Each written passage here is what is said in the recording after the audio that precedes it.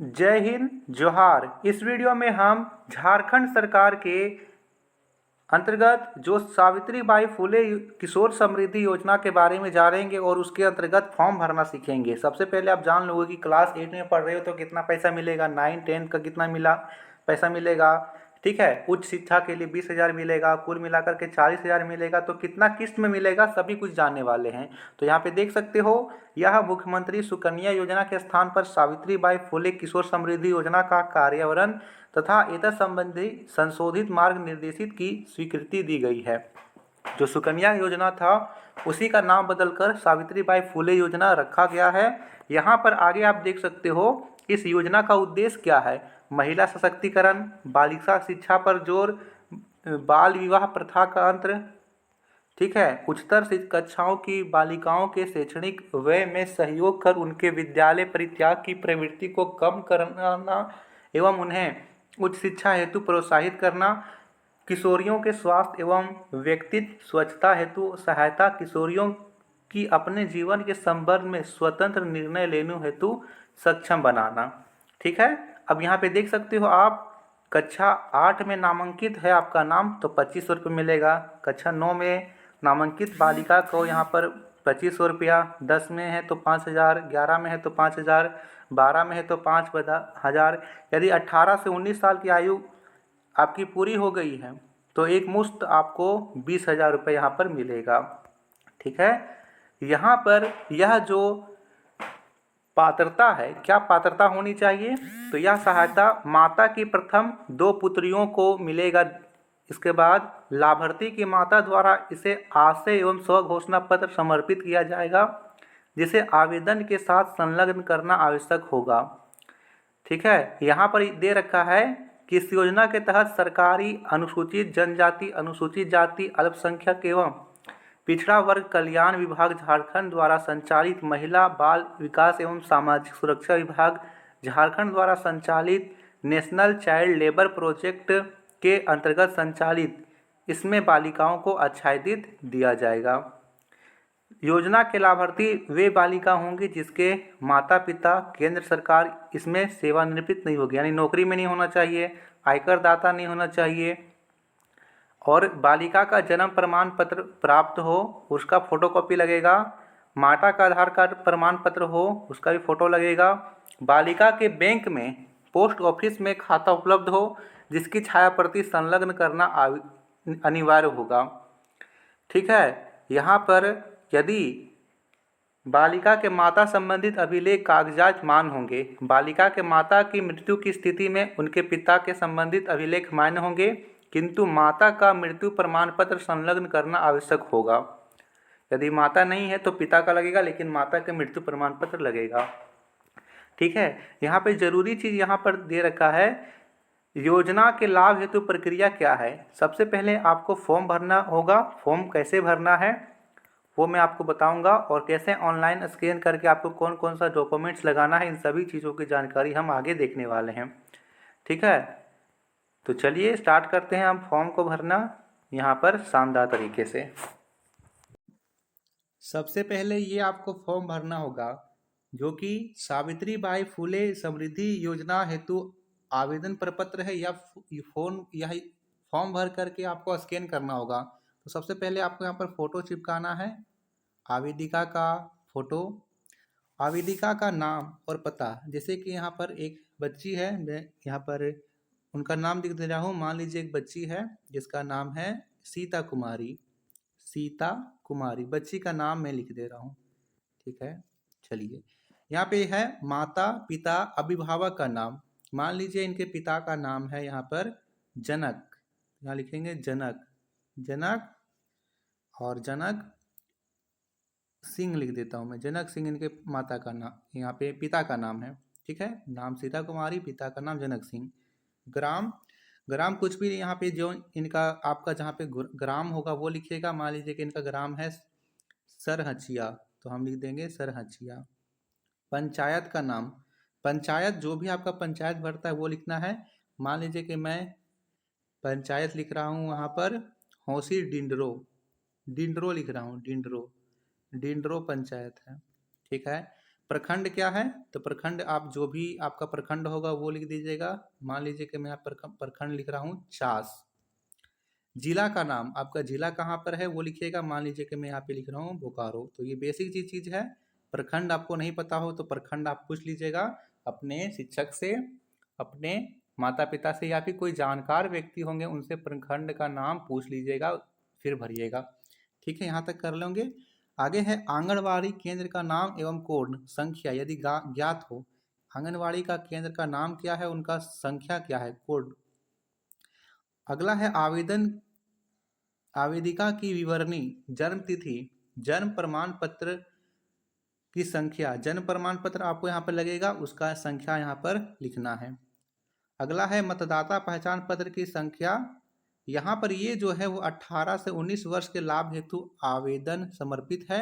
यदि आपको एक बार भी पैसा नहीं मिला है और 18-19 साल के आप हैं, आप फॉर्म को भर रहे हो, तो आपको एक मुश्त में 20,000 रुपये मिलेगा। और इसके लिए आपको वोटर ID कार्ड दिखाना होगा। शादी किए हैं तो विवाहित में टिक लगाइएगा, यदि शादी ना हुआ हो तो अविवाहित में टिक लगाएंगे।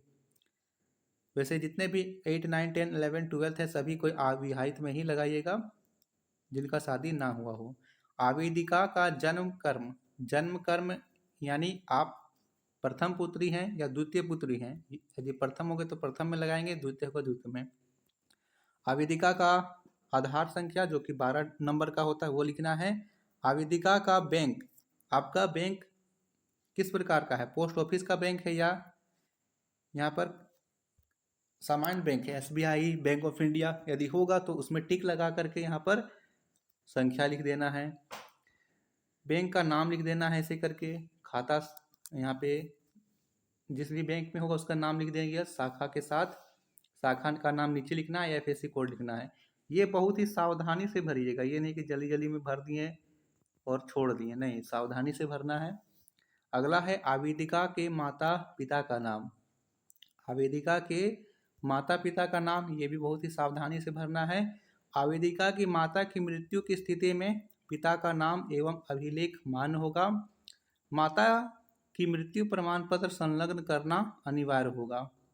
ठीक है, आवेदिका के माता या फिर पिता का आधार संख्या यहाँ पर भरना है। यहाँ पर लिख दीजिएगा मम्मी या फिर पापा का, जैसे मम्मी का ही भरिएगा, मम्मी है तो। अगला है अभिभावक का नाम। अनाथ आवेदिका की स्थिति में यदि अनाथ हैं तो अभिभावक जो भी बनेंगे उनका नाम लिखना है, उनका आधार संख्या यहाँ पे भर देना है। अगला है यहाँ पर 8 नंबर जो कॉलम है वो है आवेदिका के विद्यालय का नाम, पता एवं किस संस्था से मान्यता प्राप्त है। विद्यालय का नाम एवं पता लिखना है। विद्यालय किस संस्था से मान्यता प्राप्त है, यानी कौन सा वहाँ पे पढ़ाई हो रहा है, JCRT, NCRT। ठीक है, कक्षा लिखना है, सेक्शन लिखना है, रोल नंबर लिखना है। यहाँ पर आवेदिका के लाभ प्राप्ति का वर्ग कितने में आप पढ़ रहे हो उस पर टिक लगाना है। 8 में, 9 में, 10th में, 11th में, 12th में, या फिर 18 से 19 है, जिसमें भी होगा उसमें से टिक लगा दीजिएगा। बाकी और किसी में कुछ नहीं करना है। आवेदिका के माता पिता राज्य केंद्र सरकार में स्थायी रूप से नियोजित, सेवानिवृत्त, पेंशन, पारिवारिक पेंशन प्राप्त करने वाले नहीं हो तथा आवेदिका के माता पिता आयकर दाता नहीं हो संबंधी प्रमाण पत्र, यानी नौकरी वगैरह पेंशन वेंशन कुछ नहीं मिलना चाहिए, तब यहाँ पर टिक लगा दीजिएगा। ठीक है, अगला है दिव्यांग बालिका की विवरणी यदि लागू हो। यदि दिव्यांग है तो दिव्यांगता का प्रकार किस प्रकार का है, प्रतिशत कितना है, प्रमाण पत्र संख्या वो भरना है। 12वां नंबर है क्या आवेदिका को मुख्यमंत्री सुकन्या योजना का लाभ प्राप्त है। यदि पहले पैसा मिला होगा तो हाँ लिखिएगा, नहीं मिला होगा तो नहीं में टिक लगाना है। यदि हाँ तो विवरण दें, एक से अधिक बार चिन्ह लगा सकते हैं आप। जन्म से 2 वर्ष, कक्षा 1 में नामांकित, कक्षा 5 में उत्तीर्ण, आप कितना पढ़े, 1, 2, 8 में उत्तीर्ण, 10 में उत्तीर्ण, जो भी होंगे आप टिक लगा दीजिएगा। आवेदिका को मुख्यमंत्री लक्ष्मी लाडली योजना का कितने किस्त प्राप्त है वो लिखिएगा, 1 किस्त, 2 किस्त। अगला है घोषणा। प्रमाणित किया जाता है कि मैं उपरोक्त ऊपर दी गई सभी सूचनाएं सही है एवं दिए गए किसी भी गलत सूचना के लिए मैं स्वयं जिम्मेदार होऊंगी या होऊंगा। मैं अपना आधार नंबर अपनी स्वेच्छा से इस योजना का लाभ प्राप्त करने हेतु उपलब्ध कर रहा हूं या रही हूं। यहाँ आपको साइन करना है, यहाँ पर उनके माता या फिर पिता साइन कर देंगे। अगला है, यहाँ पर केवल 2 पुत्री को मिलेगा, नौकरी वगैरह नहीं होना चाहिए, पेंशन वगैरह नहीं मिलना चाहिए। माता की मृत्यु की दशा में पिता का प्रमाण पत्र, आधार कार्ड ये सब लग जाएगा। ये सभी आपको भर करके जमा करना है। अब यहाँ पर स्वघोषणा पत्र है, जो कि माता की मृत्यु की स्थिति में पिता का स्वघोषणा पत्र मान्य होगा। यहाँ पर ये लिख रखा है, तो यहाँ पर ये माता है तो माता लिखिएगा, और नहीं तो पिता ही लिख सकते हैं। माता है तो लिखेंगे मैं, अपना नाम लिखिएगा, जो भी आपकी मम्मी है वो अपना नाम लिखेंगी, उनके पिता का नाम लिखना है, ग्राम, प्रखंड, थाना, जिला, ये तो सेम रहेगा, ऊपर वाला ही भरिएगा। निवासी हूँ मैं, अभी स्वाभिप्रमाणित करती हूँ कि सावित्रीबाई फुले किशोर समृद्धि योजना अंतर्गत आवेदन करने वाली मेरी पुत्री आवेदिका का नाम, यहाँ नाम लिखना है, प्रथम या फिर द्वितीय है वो लिखना है। मेरे द्वारा दी गई सूचना पूर्णतः सत्य है। किसी भी स्तर पर जांच के क्रम में गलत पाए जाने पर मैं स्वयं दोषी मानी जाऊंगी। गलती पाई जाने पर मेरे पुत्री को योजना का लाभ से वंचित किया जा सकता है। अब मम्मी यहाँ पर साइन आपकी कर देगी या फिर अंगूठा लगा सकती है। फिर इसको आगे है, यदि अनाथ बच्चा है तो वो इसमें भर देंगे। ये भी सेम टू सेम है, उसी तरह से आपको भरना है। ठीक है, ये करके आपको आगे है यहाँ पर माता की मृत्यु की स्थिति में, ये वाला तो हमने अभी देख लिया। चलिए, ये अगर और आगे है एक ठो विद्यालय के प्रधानाचार्य द्वारा सत्यापन प्रमाण पत्र, इसको यहाँ पर भर देना है और आपको यहाँ पर साइन मोहर करा लेना है अपने स्कूल से। यहाँ पर अपना नाम भरना है, पिता का नाम, ग्राम, प्रखंड, थाना, जिला, ये सभी आपको भर करके यहाँ पर के आपके प्रधानाचार्य अपना नाम लिख देंगे, विद्यालय का नाम लिख देंगे, प्रखंड, जिला लिख देंगे और यहाँ पर साइन मोहर वो कर देंगे। स्कूल द्वारा भी प्रमाणित हो गया।